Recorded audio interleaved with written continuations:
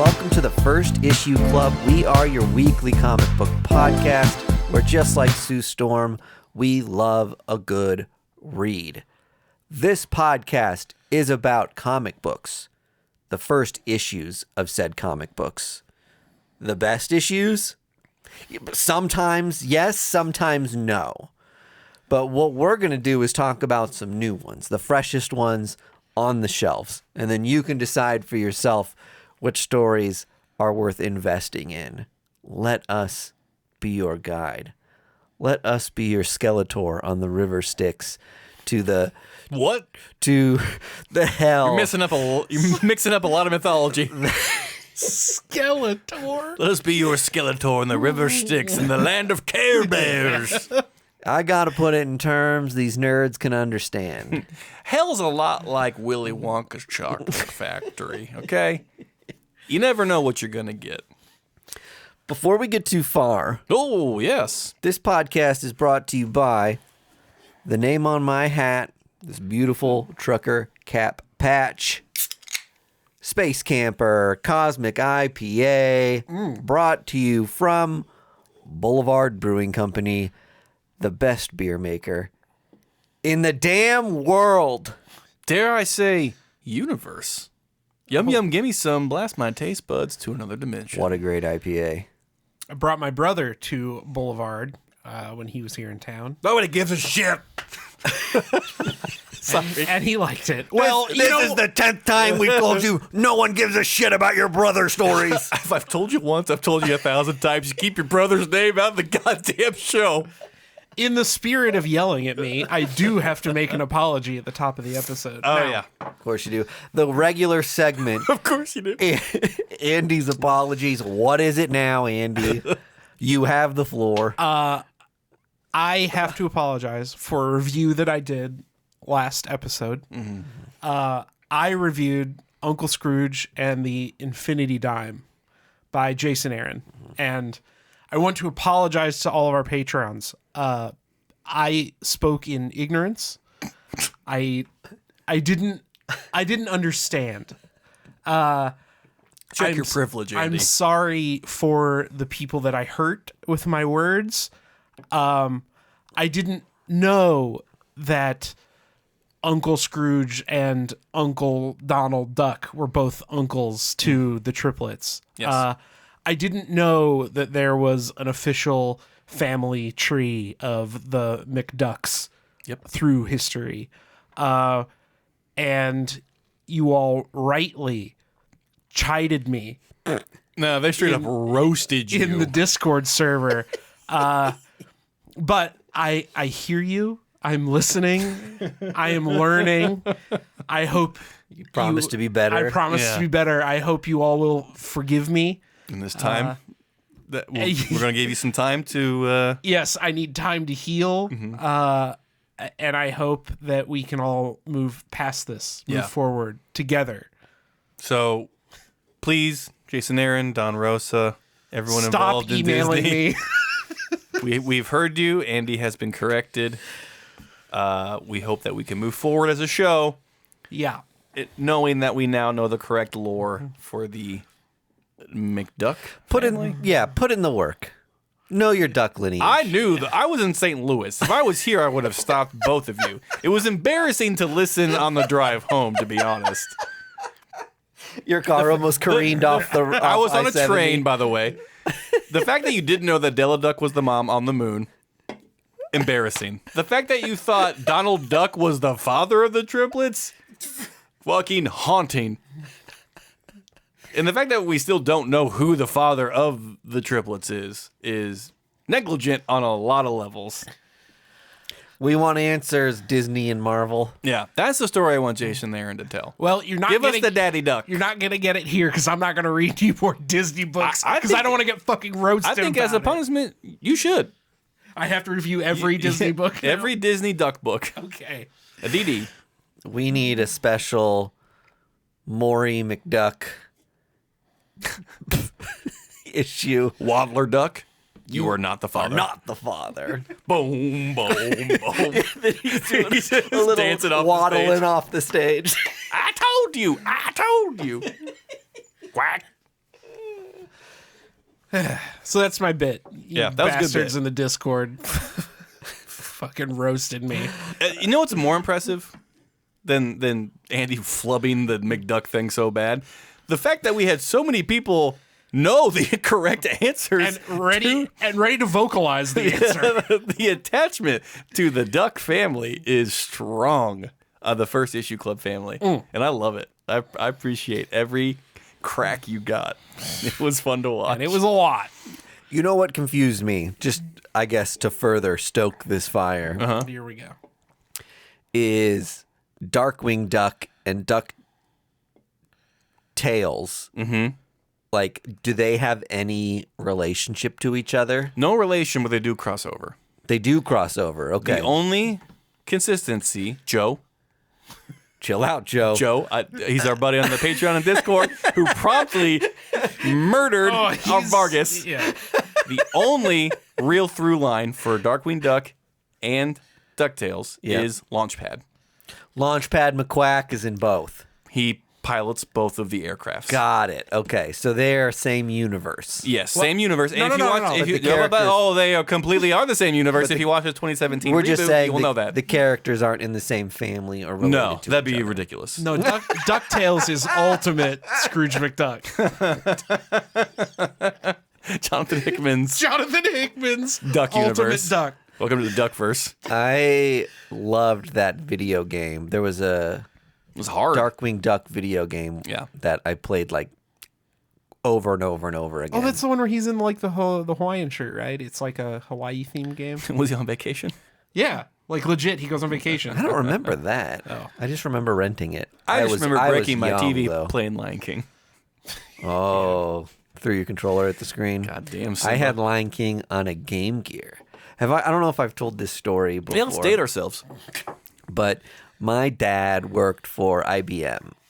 Yeah. Have I already said this? I found out 2 weekends ago when he was in town that he worked for IBM. Yeah, and he would repair computers, and they would have these parts that they would keep in stock, and there were some parts that weren't worth enough money to like worth their weight in plastic. keep in inventory. Mm-hmm. But Did he make you like a bootleg Game Gear from all of it? so the higher end stuff, there were like printer toner cartridges that were like just under the dollar amount to be considered like untracked parts. And once I know where this is going. once toner started becoming commercially available, they started carrying it at Best Buy. And so he would grab a handful of like toner things, and we would return them to Best Buy for store credit. And that's how I got a Game Gear and a couple games. And he dad was just fucking like, rules. he was like, kids go wild. Yeah. And my sister was really cool and got like Bush CDs. Yeah, I was going to say, your sister probably got music. And I was like, I need the Lion King Game Gear game. And your sister looks at you and goes, how did we come out the same person? Yuck. So Do you have that Game Gear still? I don't think that I do. I still have Tragic. a Game Gear. It takes 6 AA batteries to power a Game Yeah, Gear. it does take Didn't one of those 6 things take batteries. like D batteries? I don't remember putting D batteries in it, but I didn't have. That might have been the only handheld console I had. Yeah. You switch. You got to switch. I have a Switch. I wasn't counting. Now you do. Yeah. So if you In do the battery era, I should have been clear. in the battery era, well, technically the Switch has a battery, but you can charge it. Okay, let's chill. it. Zing, You know- got him. you know Discord, what I sound mean. off. You- Fuck him up. We're peaking, so we've yelled more on this episode than we've done in years. We got to beat that quota. Look, man, I'm just trying to shift the target onto anything else. Q1 was lacking in screams.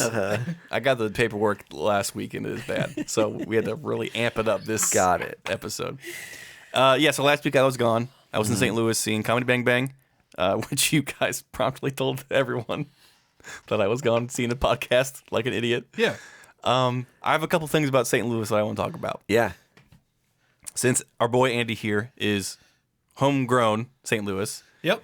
and it has been discussed that I am a self-described lifer of Kansas City and a true blue hater of St. Louis, I have these things to say about St. Louis. They have us fucking cooked on a lot of areas. Yeah. One, their infrastructure is bananas. The way their streets are set up and their entertainment districts are set up, killer. Oh, yeah. Absolutely The killer. loop around the cities. It is amazing. yeah. There's so much shit to do in that town. Were you blown away by the fact that you can turn left at any time? It is, There's no medians in the road. You can just go where you need to go. and also, people suck at driving there. Yes, that is very correct. I was never in more fear for my life than in any Uber we took in St. Louis. Yeah. To all my St. Louis listeners, what the fuck are you people doing? Yeah. Driving blindfolded? It is scary out there, folks. It's because we don't have any highways. You get on the highway, you You go. don't have any brains. You're all jacked up on toasted ravs. That's true. That's true. The Provel has melted around our brains. You would think that the Uber driver, who is responsible for transporting people and getting their insurance revoked, would be the safest people on the road. They're the scariest. Oh, yeah. Oh my God. One of the Uber driver ran a red light twice. Oh, man. The same ride. Yeah. It was nuts.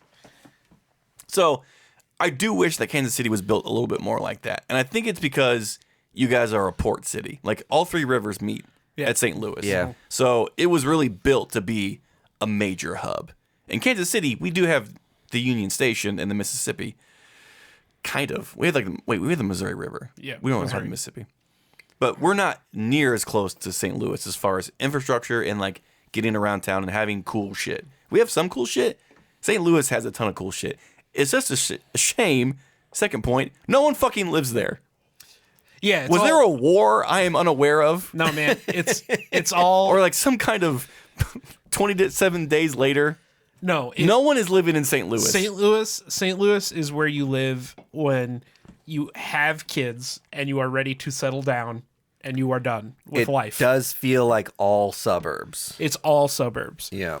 So One like, Uber driver told us that St. Louis is the #1 city in America to have the fastest leaving population. Yeah, People sure. are like chomping at the bit to get out of St. Louis. you graduate high school and you go, well, probably to Mizzou. It Like, is seriously. startling. Well, here's the other thing about St. Louis that is tough for people leaving is you're so close to Chicago.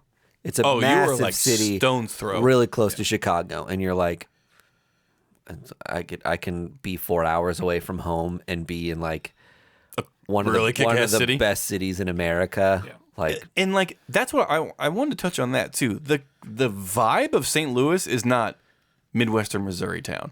no, it feels East Coast. It feels East Coast. Yeah. It is bizarre. The moment we stepped out of there, I'm just like, we're not in Missouri.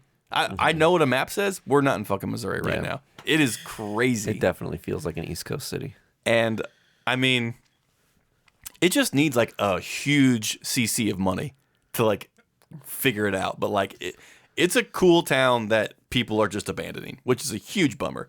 Because I stopped into a lot of comic shops that were amazing. Every venue we went to was beautiful. Like the history of St. Louis is amazing. It's just a really cool town. I wish Kansas City could mimic whatever they're doing and implement it in here, but it is interesting that like you think about in Kansas City, you're like, where do the hipsters hang out? And you're like, oh, there's this area called Westport that people hang out in. Yeah. In St. Louis, it's like, well, you have this place and this place and this place. yeah, and there's this like place. 4 different hubs that are like cool as fuck. And the sprawl is just unreal in St. Louis. Yeah. But it does create like a lot of different places you can go and get a different vibe. Kansas City feels very incestuous in a way that it's like, if you're a type of person, this is your part of the city that you're like in the most. Yeah. And St. Louis, you've got options. Yeah. And so, I mean, if I didn't love Kansas City so much, I'd be like, I'm just going to move to St. Louis and get a cheap, giant house. How about this? First Issue Club, your #1 resource for competing Midwest cities. Yeah. You won't get that kind of content anywhere. Nor should you, to be honest. I just wanted to talk about my trip real quick because there's not really much comic book news. Except. Oh? Are you done with St. Louis? I don't want to cut you off. I did want to say we stopped at a cool shop. Yeah. Apotheosis. Apotheosis. Cool place to go to. Check them out online.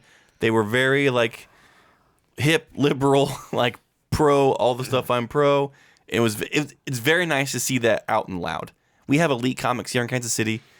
that is like our liberal, cool shop where everyone's like cool with everything. The majority of other shops that I've been to in the world are pretty conservative. Yeah. And run by kind of like grumpy people. Old men. Yeah. It was very refreshing to see a shop like this be so flagrant with their pride of like being left and democratic and like just kind of punk rock. Did you go to Wizard Wagon? We tried to, but it was closed. Damn, yeah. It looked cool. place. We looked in the windows and stuff, so it looked really cool. That's a cool place too. I want to go back. I talked to the guy who owns Apotheosis, and like they do live shows there. So I was like, maybe one time we can go up, have a trip, and like do a fun live episode from that shop. You can stay with my parents Was neat for free in the futon. was Comedy Bang Bang at the pageant? It was. What did you think about that part of town?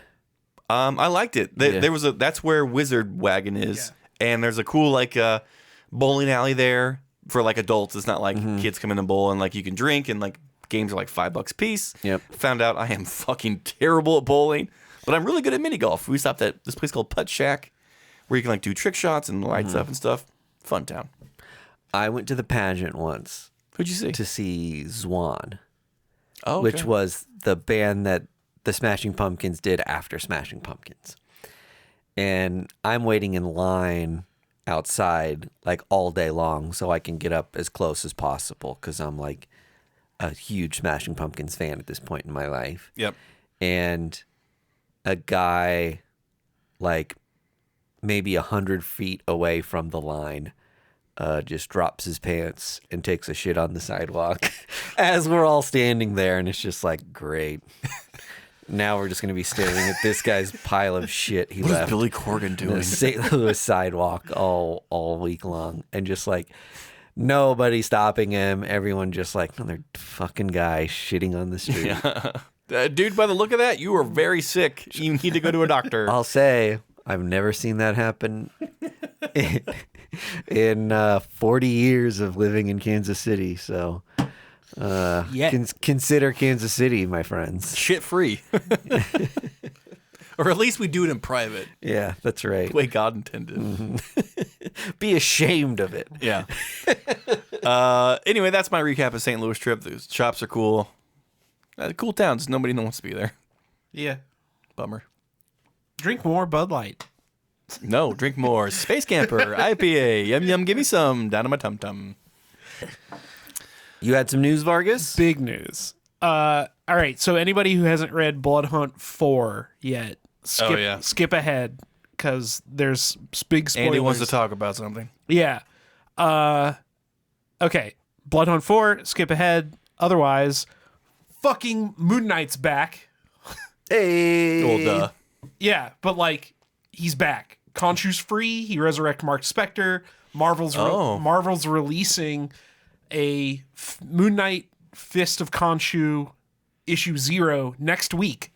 They surprise dropped it. Who's writing it? Jed Jed McKay. Okay. So that series is dropping a 0 issue. They're going to continue with issue 1, I think, in September. What's the what I Dazzler read. variant for that?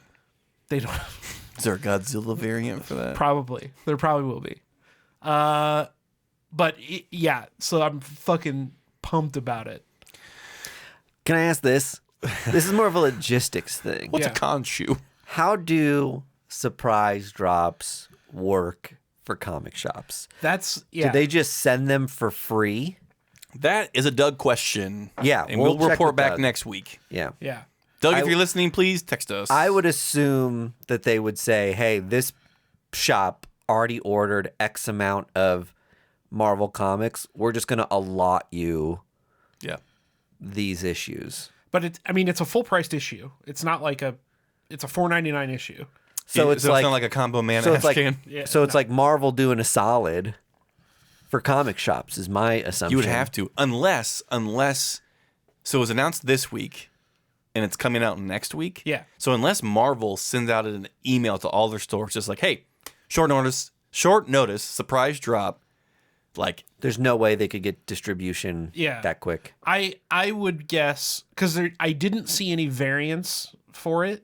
Yeah. I could be wrong. Again, Doug, keep us honest.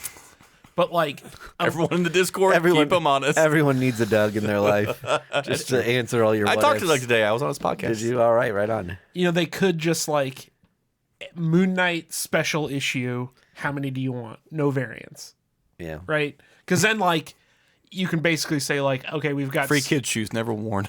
Well, we've got 20 people that read Moon Knight. We'll order 20 of that special issue, right? Yeah. And then they can announce like, oh, it's an issue 0 that teases.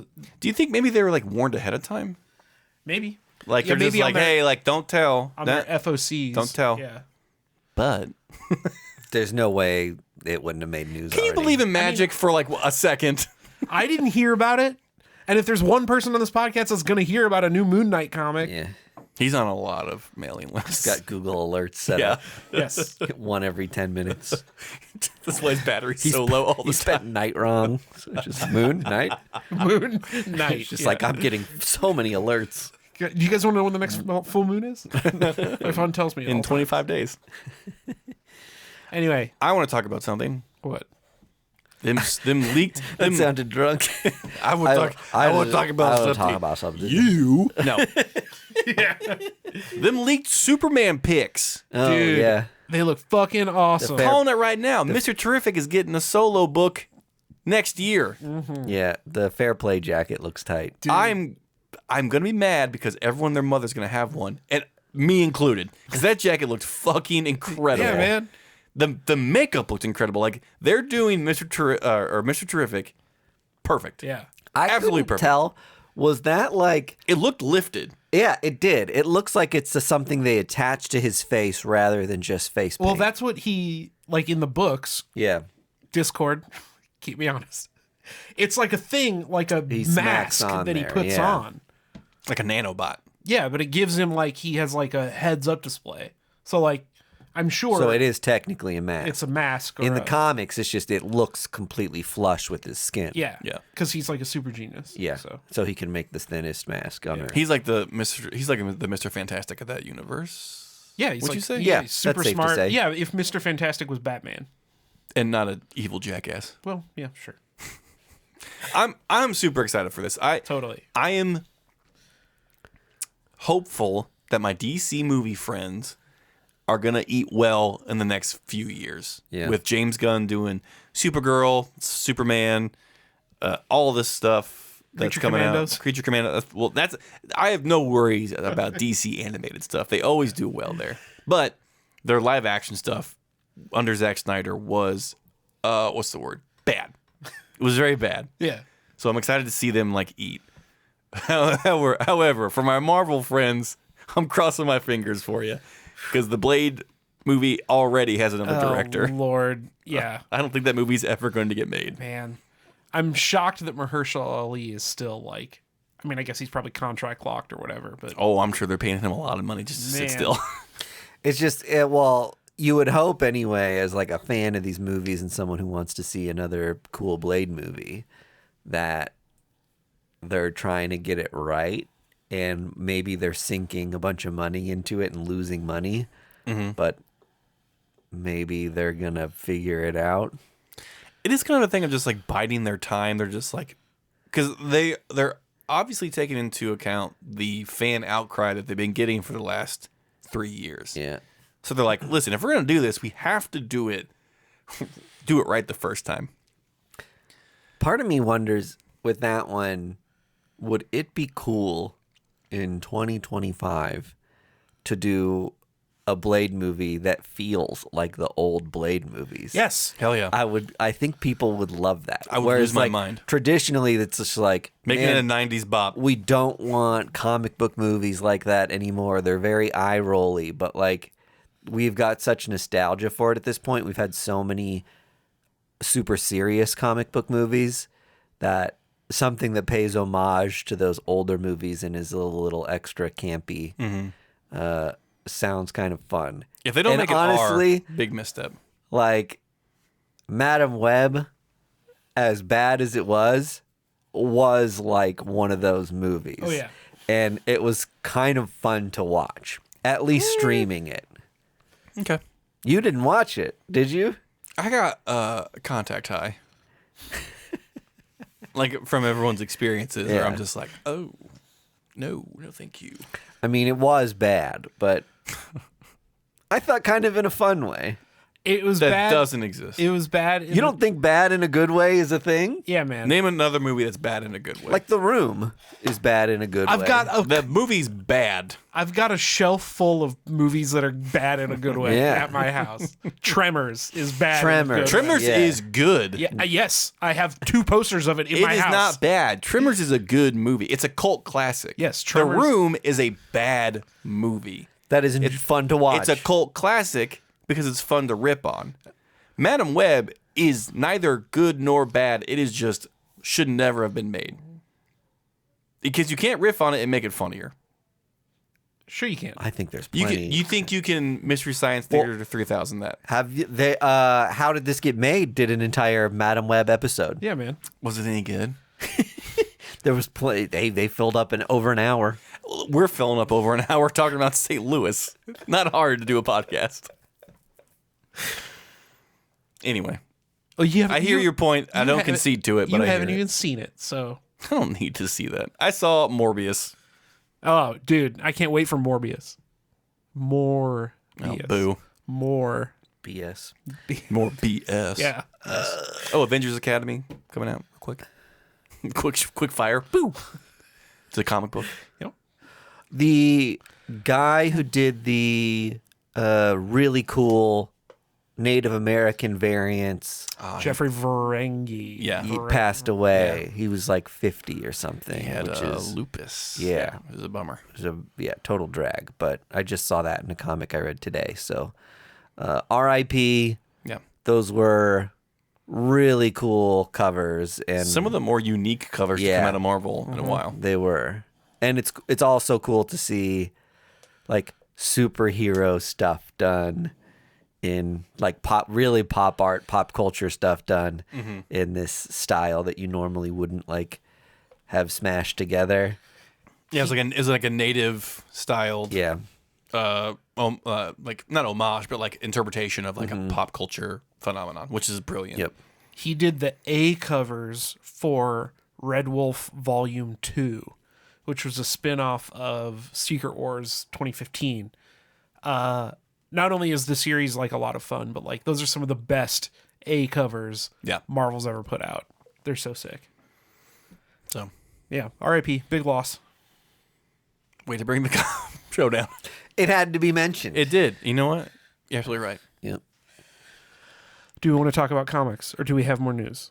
I don't have any more news. It's been kind of a weird news time because San Diego Comic-Con is right around the corner. Everyone's keeping their lips tight. People are holding tight. I did see that Kevin Feige officially said that the Fantastic Four movie is set in the 60s. In an alternate universe, not the main Marvel Cinematic Universe. Did you see that? Oh, I did not see that. That is That's confirmed. interesting. Yep. So that's how they get brought in. I called it. Thanks, Deadpool. Okay. Are we their negative zone? This stuff's going to be really fun, I think. Like, Yeah. having seen the end, the post-credit scene of the last Captain Marvel movie, and then knowing that this is set in a different universe in the multiverse of madness Oh, right, stuff. yeah. Like, we've been building to this for a minute, and now it's like, oh, you can start seeing all like the puzzle pieces coming together, and then If we don't see the Beyonders soon, I'm gonna be pissed. I saw a rumor, and this is Oh, rumor time. unsubstantiated, but it's so fun. I have to talk about it. Speaking of Deadpool and multiverse stuff, right? Yeah. I saw a rumor that Deadpool is going to feature a band of resistance fighters that are like fighting back against the TVA, because the TVA is going to feature heavily, right? So Deadpool and Wolverine are going to be the leaders of this band of hero resistance fighters. X-Force? Nope. Better. It's going to be Jennifer Garner's Elektra, Wesley Snipes' Blade, and then like There's no way Wesley Snipes gets into this film. I don't They- think so either. Chris Evans' Human Torch. Ben Affleck.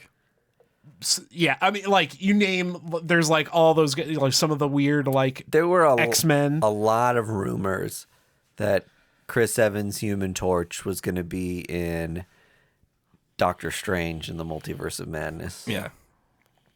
I think they just want to put that to bed. I think it's a fun idea to kick around, but I would much rather see Travis Kelce as Super Pro than any of that stuff, That to be is honest. the number one cameo I want also. That is, and it is because I own 5 copies of Super Pro #1 that I wish for this to happen because I desperately want to get rid of them. Either that or Dolph Lundgren's Punisher. That would be cool too.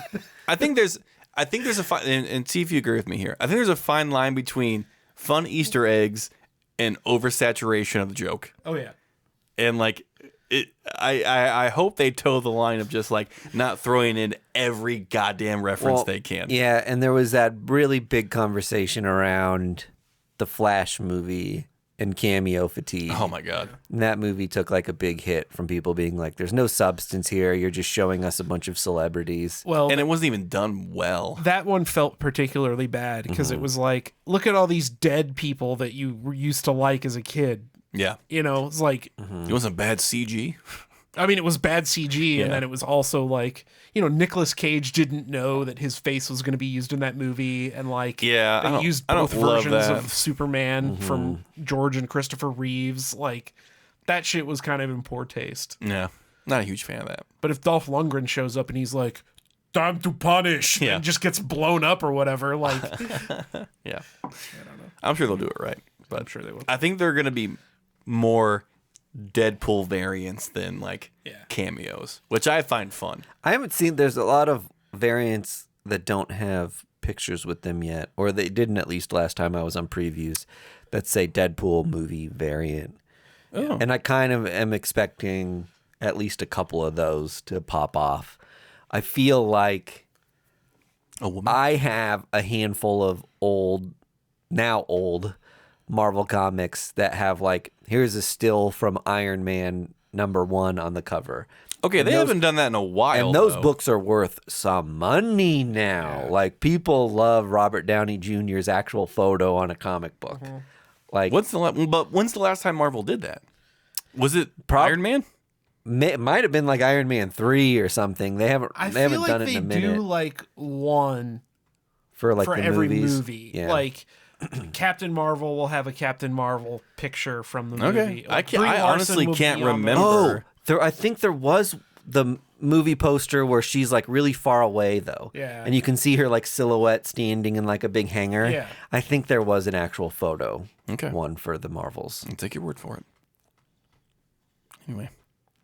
But in any case, those are traditionally good covers to buy. Like, Especially when they match like the Deadpool one with the Deadpool movie cover. because when the general public is feeling nostalgic about this stuff, and you're like, oh, I'm such a big fan of this. What's something I can get my hands on to like own as a little trophy towards being a fan of that? Like, that's the stuff people. And you don't want to buy another Want. Funko Pop? Yeah, right. Like the John Wick #1. Yeah. Oh my God. The that's cover that has a photo of Keanu Reeves sells for a ridiculous amount of money for how new that comic is and how many were printed.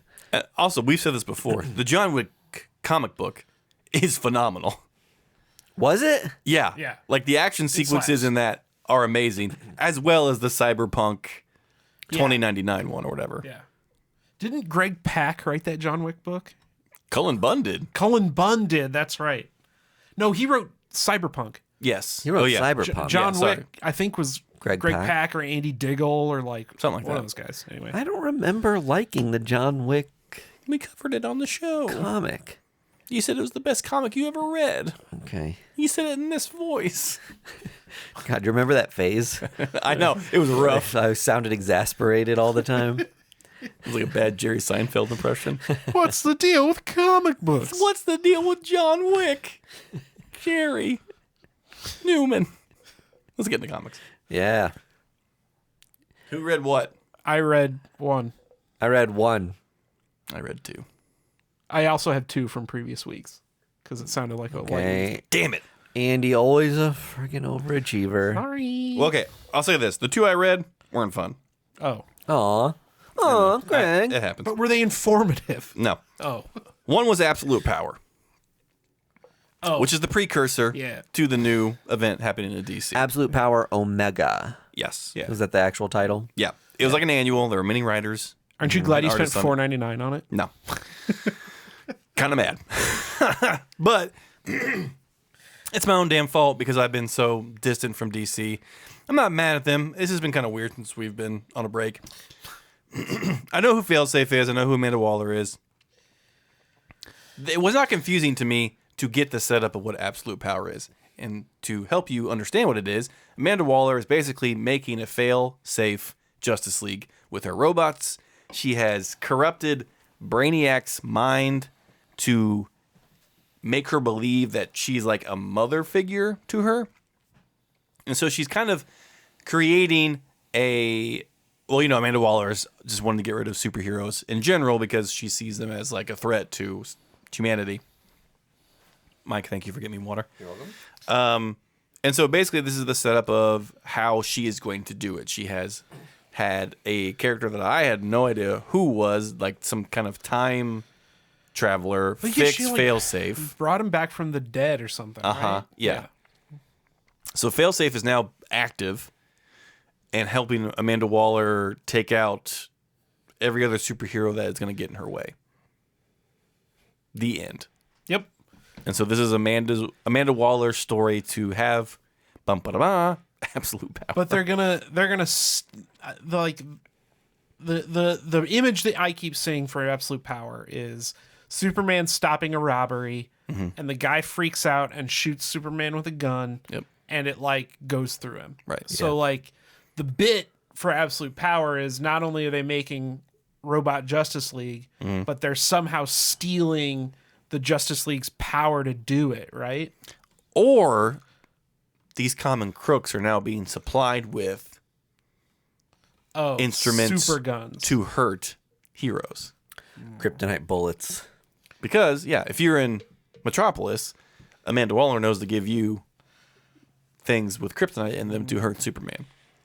Or Or you could shoot a bullet through time and then have that bullet time travel to a place where Superman was. Hell yeah, And dude. so it gets inside of him Now- and thusly damages. that's what I love about his comics. Now People you're- say that like it gets weird when it's convoluted with time travel. I'm like, it makes perfect sense to Yeah. me. yeah. Like, I watched Back to the Future when I was like 2, and I was like, this is so simple. This is the tracks. easiest thing I've ever seen. Yeah. Zemeckis, you've done it again. more Grant Morrison Yes. time bullets. Thank you. Yeah. I need a whole clip of time bullets, baby. I was like, why isn't this a boom tube? You know what I mean? Just like, fuck it up. As an event, nothing inside of me is tickled or aroused or even piqued. Like, this is the most milquetoast event I could think of right Which now. is a shame because it's Mark Waid and Dan Mora. Like, Baby, I hear you. It'll be good. Okay. I'm not going to read it. Oh, mighty words Yeah. from the Andy Vargas. I didn't pull it. It comes out next week, issue 1. Wow. This says something. Because I pulled fucking I pulled all of it. DC Sleepy Time Tea, and I was pumped for that. I could give a shit about absolute power. I like the sleep stuff too. Well, you'll have to let us know how it is. I will. In 6 months when you get it. I know. Are there any cool covers? Because Sleepy Time Tea had those like cool oh my blacklight God. covers. Yeah, there were a lot of really rad covers. I mean, Dan Mora's doing the art. I'm sure he's doing a cool 1 in 100. There's been some design. Obviously, they're doing some like unique character designs for the events. Like they normally alter people's outfits. So there's like character covers that look like those like Jorge Jimenez character covers that they did on Batman for a while. Okay. And a handful of other. I'm sure there variants. will be cool ones if they do the entirety of the Robot Justice League. You But know? all those robots looked the same. Yeah, because they're all based on failsafe, but they all look, one kind of looks like Flash. One looks like a big giant Green Lantern, like Okay, Mech so- Warrior. That's, yeah. I mean, yeah. I'm okay with that. As long as they look kind of like the person they're supposed to like Yeah. be the fail-safe counterpart to the other superheroes, we'll go with that. It's fine. I just think we've got the world's finest team writing this, working on this together. Yes. Yeah, that does sound like I was doing a pun. And now they're writing a big DC event that's focused around Superman getting shot and Zur-En-Arrh. Yeah. And I'll be the first to admit I am ready to eat a giant slice of humble pie when all this is said and done. I think it's going to be good. I hope Noted. Yeah. And when we return to this in 6 months, Yeah. we'll give you your crown and sash. I also read Blood Hunt Magic by Ashley Allen and Jesus Hervas. The Momoko cover I loved. Yeah. Was that the A cover? I'm not sure if it was or not. No, it was a variant.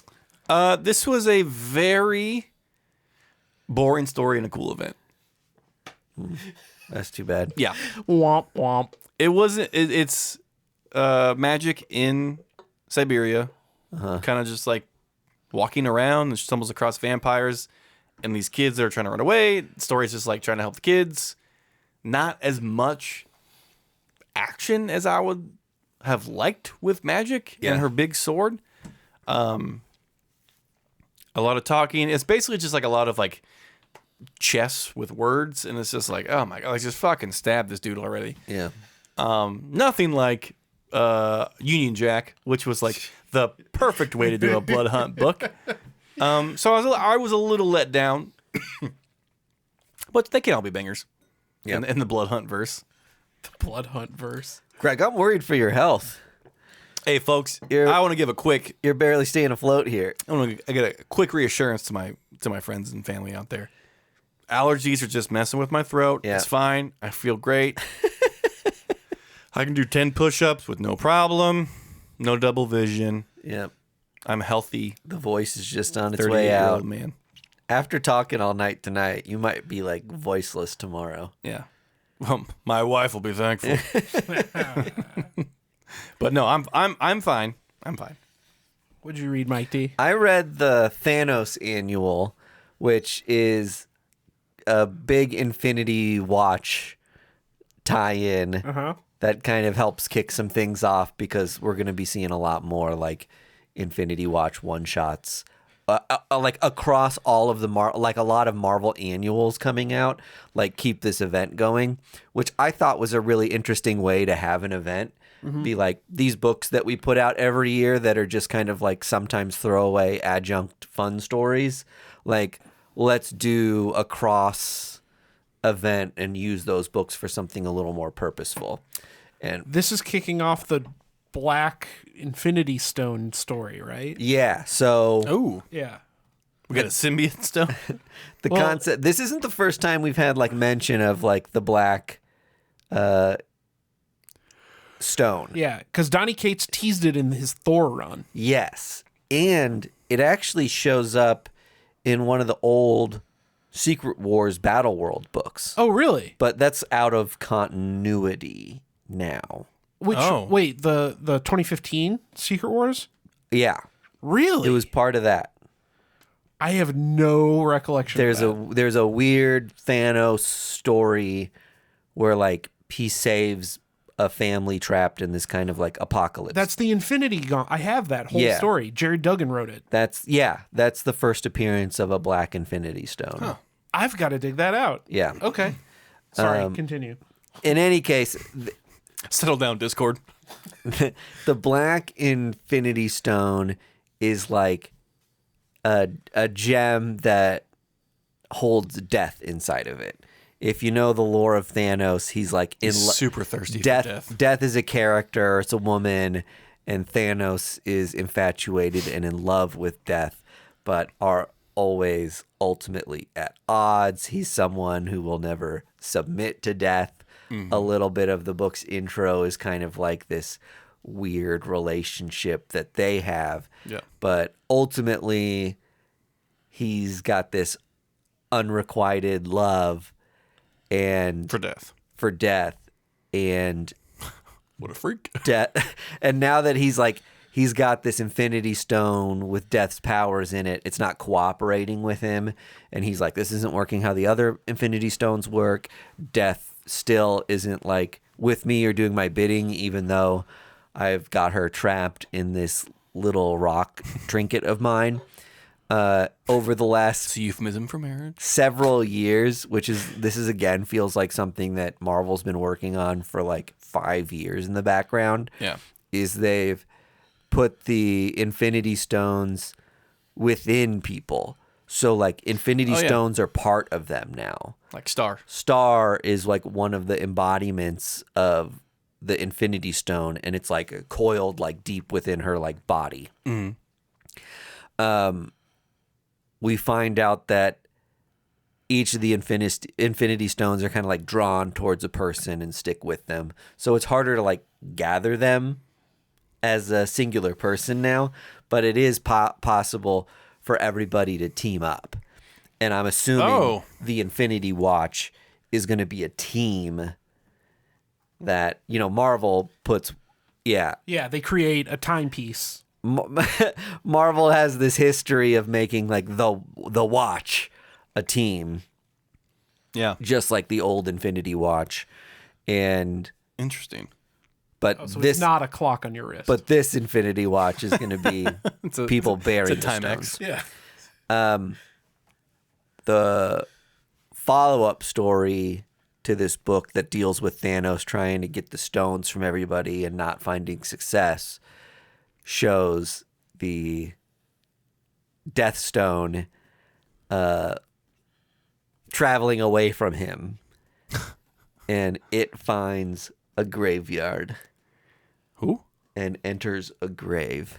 Do we get to see the name on And the grave? from that grave rises Oh. an agent of S.H.I.E.L.D., Phil Coulson, new bearer of the Death Infinity Stone. What the fuck? Very cool. That is rad. Wait, so now is he in continuity? He has been. Oh, he has been. Yeah, He has been, yeah. since that Agents of S.H.I.E.L.D. comic. Oh, yeah, you're right. Okay. Oh, fuck. That's cool. Yeah. Yeah, that's pretty dope. rad. I'm I love excited. that. Yeah, I'm excited for that. Does he I have like think a that'll be fun. costume or anything, or is he just like? He's in a suit. Bro, suit and tie. Classic look. All right. That's Hell sick, actually. I hope he wakes up and goes, "Oh, Tahiti was weird." Yeah. I need a coffee Mondays, am I right? Now I know what Garfield was talking about. I loved that show. I thought it was so good. Yeah, it was It great. was a great show. Yeah. Cool. So you're going to pick up the rest of the annuals? Well, the I'm assuming? problem is that it wasn't really apparent what was happening when all these books were up for pre-order. And now that you realize things going on with the annuals, it's like, shit, I missed the pre-order on a lot of them. So I'm going to have to like track them down or buy them weekly now. You can go to Tifa. Yeah. They have pre-orders the day before. Yeah, that's messed up. I'm like, how do they fulfill? They have to like cancel. They don't. Yeah, they have to like just cancel people's orders if totally. they don't have them, which like I hate that. Yeah. Because I might say like if this is something I really want, I'll go to my shop and get it if you don't have it. Otherwise, if I think you have it and I wait a month and then you're like, sorry, we didn't get enough of them. We kind of run a weird organization. And I'm over like, here. well, tell me that. I could have like figured out a different way to get my hands on it before it became like really hard to find. Yeah. That's the gamble. For shame, Tifa, but you're really great customer service. Yeah. Best customer service in the biz. Look how whiplash. For shame, but I love you. I got to give them their flowers on that. They have, I think, the best customer service of any online comic book retailer. I like that they seal their bags and boards with little stickers. Yeah. T-Fall stickers. Oh, that is sweet. Nice First little Issue touch. Club. Not sponsored by Tifa. Just so you know. Yet. Never. Okay, I read one book this week and a couple books from previous weeks that we didn't get to talk about. So Breaking a rule of First Issue Club, I will allow it.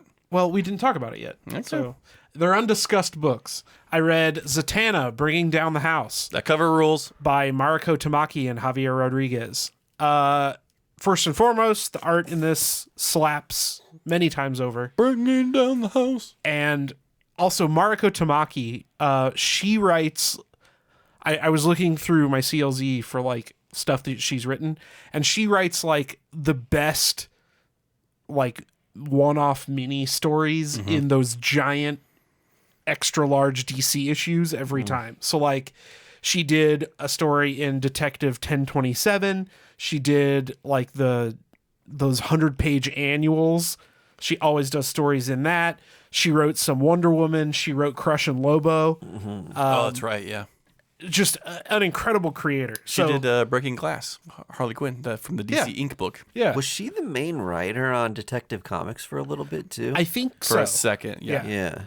Yeah. Or like when they was Or like the back- alternating. yeah. Yeah. So this is actually the first like ongoing that I've read from. I think it was between her and Tynion. They were going back and Is forth. that right? Okay. It was either her or Tom King. They were going back and forth. Yeah. That would make sense. Yeah. But this is like almost a Zatanna origin story. So it starts out with her as a kid, and she does this trick and like kind of messes it up, and then it kind of flashes forward, and she is not Kills kid. Actually saws him in half. Yep. Oh, I guessed it. Oops. But so as an adult, she is a magician in Vegas, but isn't calling herself a magician. She's trying to Illusionist? She's like separating herself from magic. She's like, I don't do magic, I do tricks, right? Yeah. Wait a minute. You don't want to say that in Vegas. Well, she does. I do tricks in Vegas. But there's, this person who keeps coming to her shows, and she's weirded out. Is it the top half of the kid she saw? No, but this person is like takes off her glasses and doesn't have eyes, and then summons like a demon in the middle of her show, and somehow she is tied, whatever. And then the thing at the end of the book is you find out that Zatanna killed Zatara, her father. So whatever. Again, it's kind of a Zatanna origin story. Retcon. Well, it's Black Label, so it's out of continuity. Zing. Jesus. How does it feel to be roasted IRL? I need to take a shower to get all this egg off my Guess what? face. You just got your roses for your grave.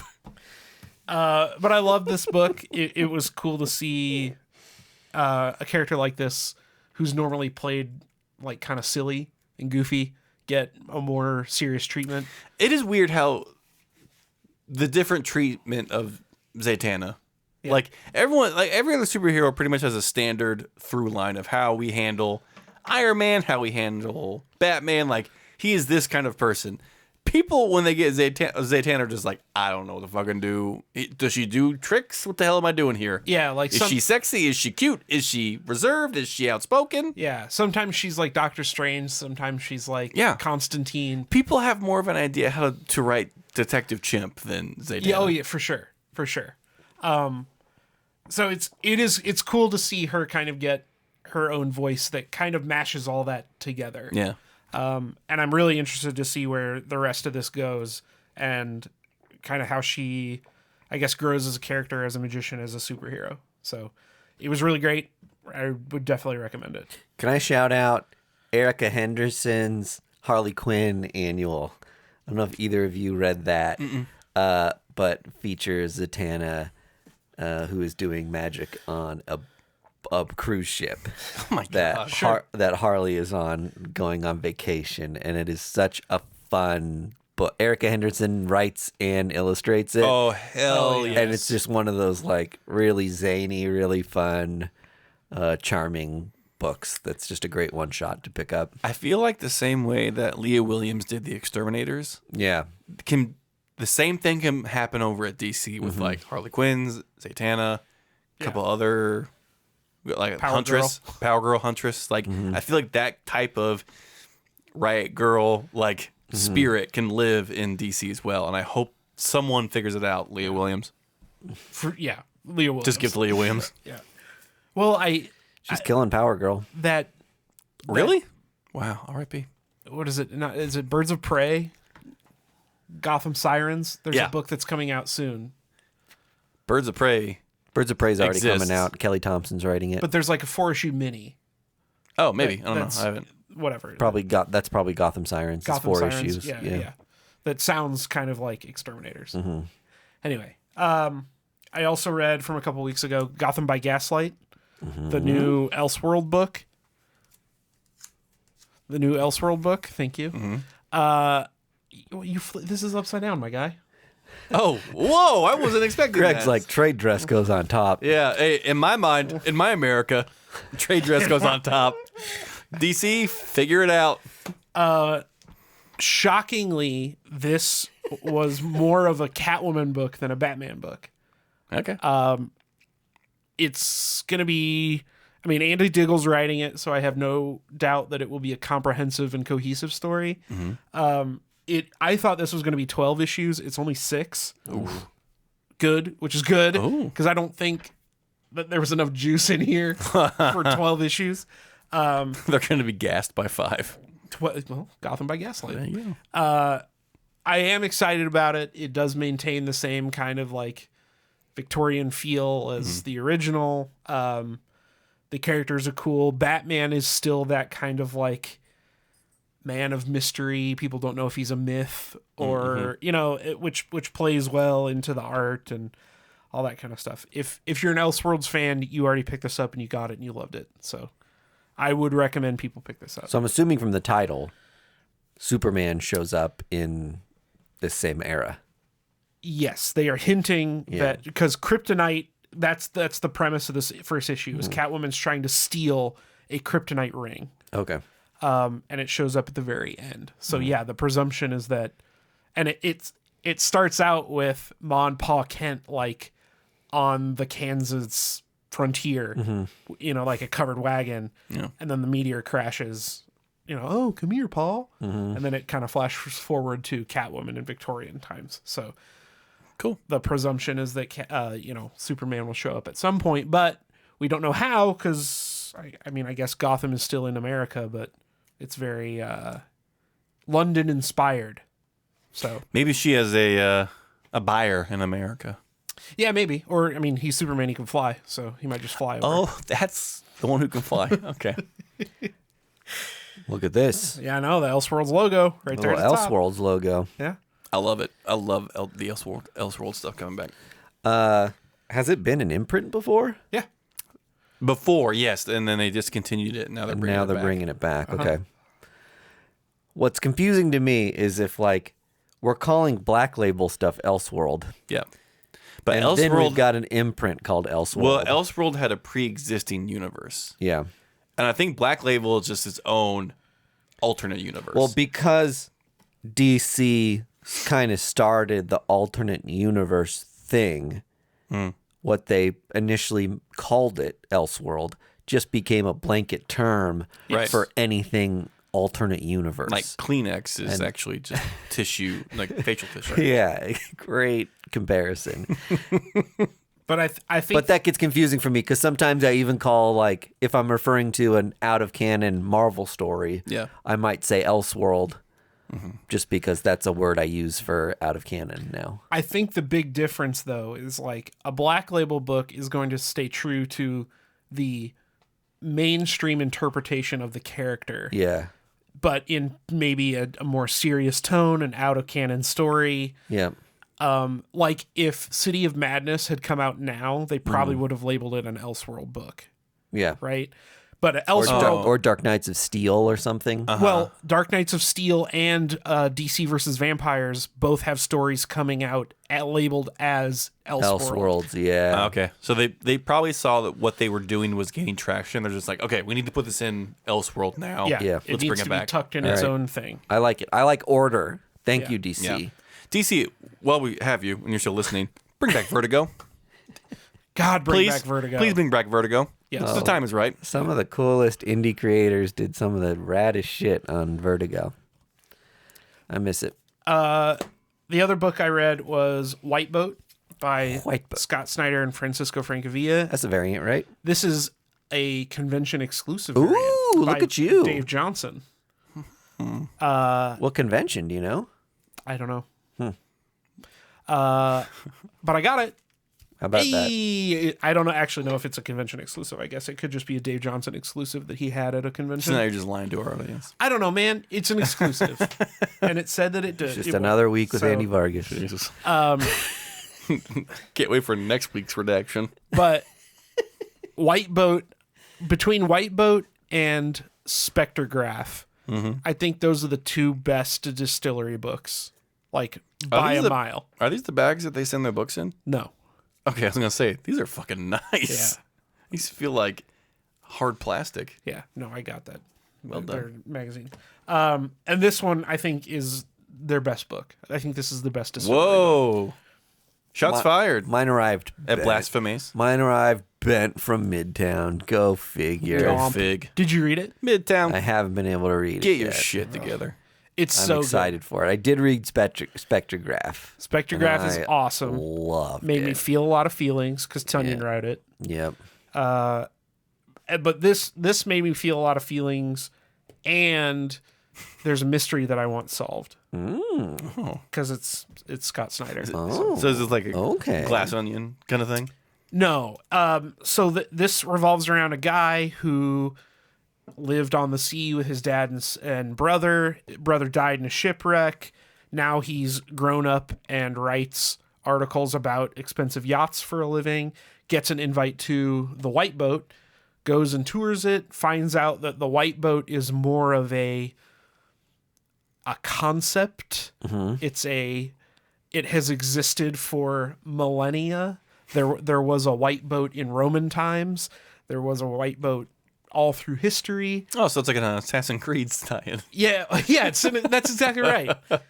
But he is now, at the end of the book, stuck on the White Boat. But has discovered that famous people throughout history have like Charlie Chaplin made a movie just for the White Boat and in honor of it, and it's preserved on the White Boat.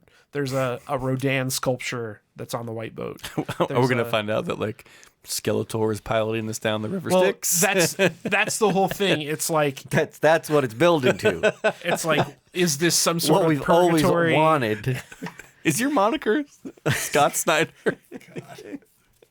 I've been planting seeds this entire time. I hired a guy to go play me at conventions That would be Andy Kaufman level absurdity. just for a podcast joke.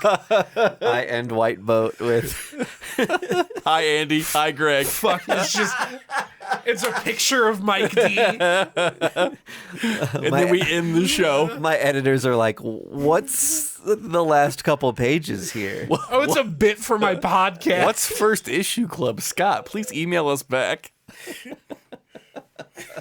Jesus. And he was never heard from again. Okay, what was the first distillery book called? Does anyone remember that? Devil's Cut. Devil's Cut. Do you feel like that book is getting more and more fun to have as we're getting individual distillery books that first appeared in that big collection issue?